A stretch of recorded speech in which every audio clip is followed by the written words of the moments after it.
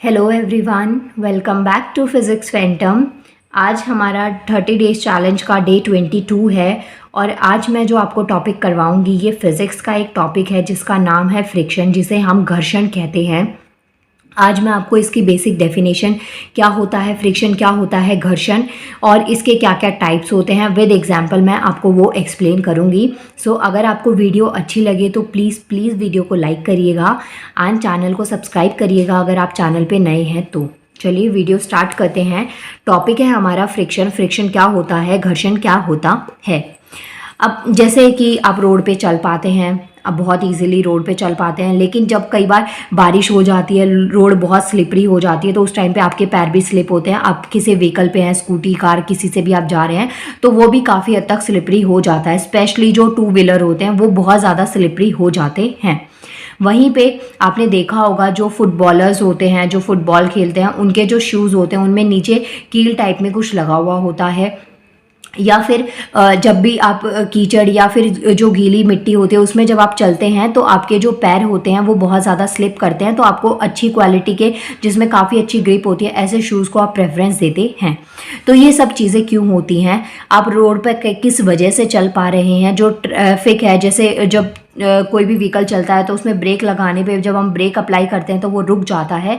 तो ये सब फिनोमिनाज आपने देखे होंगे। तो इन सब फिनोमिनाज में फ्रिक्शन काफ़ी इंपॉर्टेंट रोल प्ले करता है। सो फ्रिक्शन क्या है, एक फोर्स है बिटवीन 2 सरफेसेस, 2 सरफेसेस के बीच में ये जो फोर्स है ये वर्क करता है। जैसे कि ये मानिए आप ऊपर चल रहे हैं और ये रोड है। जब आप चलते हैं तो आपके शूज़ का जो नीचे वाला सोल वाला पोर्शन होता है उसके बीच में और रोड के बीच में एक फ्रिक्शन फोर्स लाई करता है, जिसकी वजह से आपके पैर इस पे आराम से चल पाते हैं और आप बिना स्लिप हुए चल पाते हैं। लेकिन जैसे ही जब आप स्लिपरी रोड पे या जहाँ पे पानी वगैरह गिरा हो, गीली जगह हो, तो वहाँ पे आप स्लिप होते हैं क्योंकि जो फ्रिक्शन का लेवल है वो क्या हो जाता है, कम हो जाता है। तो यही आपको यहाँ पे फ्रिक्शन की डेफिनेशन बता रखी है। फ्रिक्शन क्या है, एक फोर्स है between 2 surfaces that are sliding और trying to slide across each other. घर्षण एक ऐसा बल है जो कि गतिमान पिंड एवं उस सतह के मध्य लगता है जिस पर पिंड गतिमान है। कोई भी जो ऑब्जेक्ट है सरफेस उसके ऊपर और जो सरफेस है उसके बीच में जो फोर्स अप्लाई हो रहा है वो फ्रिक्शनल फोर्स होता है। यह गतिशील वस्तु की गति के विपरीत दिशा में लगता है, जिसके कारण गतिशील वस्तु की गति में कमी आ जाती है। नेक्स्ट देखिए, जो फ्रिक्शन है, घर्षण जिसको कहते हैं, इसमें हमारे पास 2 मेन टाइप्स होते हैं। एक होता है डायनामिक फ्रिक्शन और एक होता है स्टैटिक फ्रिक्शन। डायनामिक का मतलब होता है जो चीज़ मोशन में होती है, गति में होती है, और स्टैटिक का मतलब जो चीज़ स्थित होती है, अपनी जगह पे स्थैतिक होती है। सब कैटेगरीज की बात करें, जो मेन फ्रिक्शन आप पढ़ेंगे वो 3 टाइप से आपको देखने को मिलेगा। एक होता है स्लाइडिंग फ्रिक्शन, एक होता है रोलिंग फ्रिक्शन और एक होता है फ्लूइड फ्रिक्शन। ये तीनों ही टाइप्स में 1 बाय 1 आपको समझाऊंगी क्या होते हैं इसमें और कैसे आप अपना आंसर लिख सकते हैं। पहला स्टार्ट करते हैं, स्लाइडिंग फ्रिक्शन क्या होता है। Sliding friction results when one surface slides over the other. जब एक सरफेस दूसरे सरफेस पे स्लाइड करता है उसे हम स्लाइडिंग फ्रिक्शन कहते हैं। एग्जाम्पल से समझिए, जैसे एक जो बच्चा है ना वो राइड ले रहा है, पार्क में आपने देखा होगा ऐसे स्लाइड वाली ना राइड्स होती हैं जहाँ पे आप यहाँ बैठे और ऐसे स्लाइड करते हुए नीचे आए। तो ऐसे जो स्लाइड हो रहा है आप भी स्लाइड हुए, ऊपर से जो फ्रिक्शन जो सब्सटेंस था या जो ऑब्जेक्ट था ना वो भी क्या था, स्लाइडिंग में था। तो ये चीज़ें क्या होती हैं, एक स्लाइडिंग फ्रिक्शन का एग्जाम्पल है। स्लाइडिंग फ्रिक्शन क्या होता है, when one surface slides over the other. अगर कोई पिंड या पट्टिका किसी समतल पर फिसलती है तो उसे पट्टिका एवं समतल सतह के मध्य लगने वाले घर्षण को स्लाइडिंग घर्षण कहते हैं। एग्जाम्पल से आप ज़्यादा अच्छे से ध्यान रख पाएंगे। जो स्लाइड्स होती हैं, पार्क में आप जाते हैं कभी भी तो वहाँ पे आपके पास में स्लाइड्स होती हैं, तो वहाँ स्लाइड पे आप आराम से स्लाइड कर पाते हैं अगर वो बहुत स्मूथ होती है। तो ये एक एग्जाम्पल है स्लाइडिंग फ्रिक्शन का। नेक्स्ट जो फ्रिक्शन आता है वो आता है रोलिंग फ्रिक्शन। रोलिंग फ्रिक्शन क्या होता है, is the force of friction between 2 surfaces of the body when surface of one body roll over the surface of another body.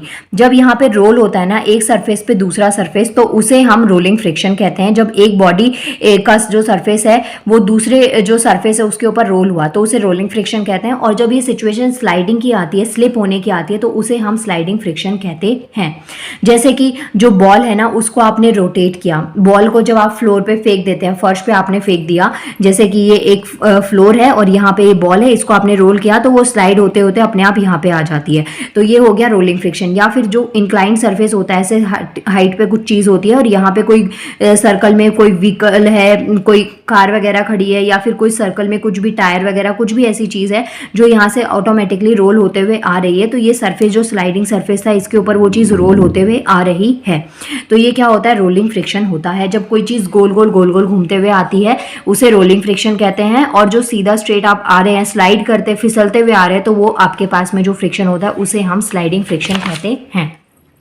अब स्लाइडिंग और रोलिंग फ्रिक्शन जो होता है, जैसे एग्जांपल देखिए यहाँ पे क्या है, एक रोड या सरफेस लगा लीजिए, इस व्हील को आपने पुश किया और ये आगे की साइड रोल होने लगा, तो ये किसका एग्जांपल है, रोलिंग फ्रिक्शन का एग्जांपल है। तो यहाँ पे एग्जांपल दे रखा है रोलिंग ऑफ अ बॉल और a wheel on the ground, या तो कोई बॉल या फिर जो व्हील है, किसी भी व्हीकल का जो टायर होता है वो रोल कर रहा है सरफेस के ऊपर, तो इसे हम रोलिंग फ्रिक्शन कहते हैं। जैसे कि आपकी कार चल रही है, स्कूटी है, बाइक है, कोई भी आपके पास में व्हीकल है और वो रोड पर चल रहा है, तो उसके जो टायर्स हैं उनमें रोलिंग फ्रिक्शन उस टाइम पे लगता है। नेक्स्ट आता है फ्लूइड फ्रिक्शन। फ्लूइड फ्रिक्शन, जो फ्लूइड वर्ड है ना, इसका मतलब होता है कोई चीज़ जो कि द्रव अवस्था में पाई जाती है। तो फ्लूइड फ्रिक्शन क्या है, जो कि द्रव फ्रिक्शन, द्रव घर्षण होता है।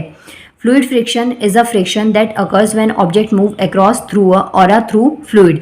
तो कोई भी जो ऑब्जेक्ट होता है जो द्रव अवस्था में पाया जाता है, जब कोई द्रव अवस्था किसी पाइप से गुजरती है, जैसे पाइप में से पानी जो फ्लूइड जो पाइप है उसमें से पानी आ रहा है, तो वो क्या हो गया, फ्लूइड फ्रिक्शन हो गया। तो पाइप के आंतरिक सतह एवं द्रव्य के मध्य जो लगने वाला घर्षण होता है उसे हम द्रव घर्षण कहते हैं।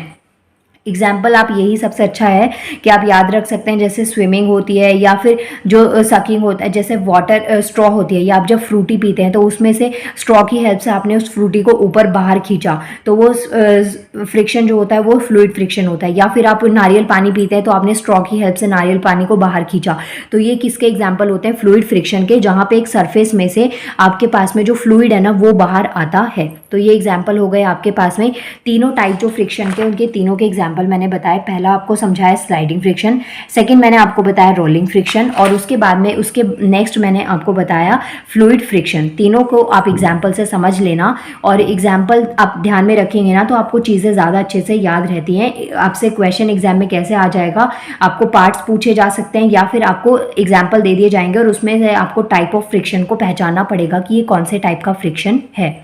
इसके बाद में नेक्स्ट आता है लॉज ऑफ फ्रिक्शन, जिसको कहते हैं घर्षण के नियम। अब ये जो आंसर है मैग्नीट्यूड ऑफ लिमिटिंग, जैसे हम लॉज ऑफ रिफ्लेक्शन पढ़ते हैं ना, angle I is equal to R, तो ऐसे ना हर एक चीज़ में लॉज आपके पास में होते हैं। तो अभी जो हम लॉज पढ़ रहे हैं वो लॉज ऑफ फ्रिक्शन पढ़ेंगे, घर्षण के नियम। यहाँ पे दो नियम आपको दे रखे हैं। पहला क्या कहता है, magnitude of limiting friction is directly proportional to the normal reaction. जो मैग्नीट्यूड होता है लिमिटिंग फ्रिक्शन का, मतलब कि जो एफ है वो डायरेक्टली प्रोपोर्शनल है किसके, आर के। जो ये डायरेक्टली प्रोपोर्शनल का सिंबल है, इसको जब आप हटाएंगे तो इसको लिखते हैं F is equal to mu R. अब जो एफ है ना वो क्या है, सीमांत घर्षण बल है, और जो आर है वो क्या है, प्रतिक्रिया बल है, मतलब कि जो नॉर्मल रिएक्शन है उसे हम आर से डिनोट करते हैं। और म्यू क्या है, कोफिशिएंट ऑफ लिमिटिंग फ्रिक्शन। ये जो आपने डायरेक्टली प्रोपोर्शनल का सिंबल लगाया, इसको हटा के आपने इक्वल में म्यू आर करा, तो जो म्यू है वो क्या है, कोफिशिएंट है लिमिटिंग फ्रिक्शन का। इसके आप कैसे लिखेंगे, mu is equal to F upon में आर। ये फॉर्मूला डिराइव किया हुआ है, कई बार आपसे क्वेश्चन किसी भी तरीके से पूछा जा सकता है, न्यूमेरिकल फॉर्म में भी और लॉज की फॉर्म में भी। तो इसको एक बार हिंदी में और देख लीजिए। जब कोई पिंड गति आरंभ करने की स्थिति में होता है, उससे पूर्व का जो बल होता है उसे सीमांत घर्षण बल होता है। ये पॉइंट्स आपको यहाँ पे दे रखे हैं। नेक्स्ट यहाँ पे पॉइंट आपको दे रखा है, direction of frictional force is always opposite to the direction in which motion take place और टेंड्स टू टेक प्लेस। अब जो दो वस्तुएं होती हैं उनके स्पर्श बिंदु पर जो घर्षण बल लगता है वो स्पर्श बिंदु की गति दिशा के बिल्कुल विपरीत होता है, मीन्स की ऑपोजिट डायरेक्शन में फोर्स होता है। तो ये कुछ पॉइंट्स आपको यहाँ पे दे रखे हैं। इसके बाद में इसका लास्ट टॉपिक आता है लिमिटिंग फ्रिक्शन। लिमिटिंग फ्रिक्शन क्या होता है, सीमांत घर्षण किसे कहते हैं। अब यहाँ पे आप क्या लिखेंगे, is it is that force of friction when a body just begin to slide over the surface of the another body। मतलब कि आप ना एक स्टैटिक पोर्शन में थे, विराम अवस्था में थे, और जैसे स्पीड एकदम से ही आपने ना कोई जो गति करने वाली वस्तु होती है उस स्थिति में जो घर्षण होता है उसको सीमांत घर्षण कहते हैं। मतलब कि एक जो बॉडी है ना उसने सिर्फ स्टार्ट ही किया था स्लाइड करना, या जो फ्रिक्शन के वो कांटेक्ट में उसने मूवमेंट स्टार्ट करी ही थी जो कि स्टैटिक पोर्शन में थी। तो यही है कि is that force of friction when a body just begin to slide over. अब यहाँ पे क्या है जो लिमिटिंग फ्रिक्शन है ना जिसको सीमांत घर्षण कहते हैं, तो यहाँ पे आप इसके बारे में पहले तो डेफिनेशन आपको ध्यान में होनी चाहिए, लेकिन एग्जाम में आपके पास में डेफिनेशन बहुत कम आती है। आपसे ज़्यादातर ना एग्जाम में जो भी होता है वो क्वेश्चन पूछा जाता है कि एग्जाम्पल दे दिया जाए, या फिर आपसे पूछा जा सकता है कि आपको इसको लिए क्या फॉर्मूला होगा या उसके कैसे आप डिराइव कर सकते हैं। तो इस तरीके से क्वेश्चन आपके पास में आ जाता है। तो जैसे आपने यहाँ पे फॉर्मूला दिखा F is equal to mu R, तो अगर यहाँ पे आप लिमिटिंग फ्रिक्शन का फॉर्मूला देखेंगे तो म्यू के बाद में आर की जगह पे आपके पास में क्या आ जाता है, एन आ जाता है। तो इस तरीके से आपको ये ध्यान में रखना है।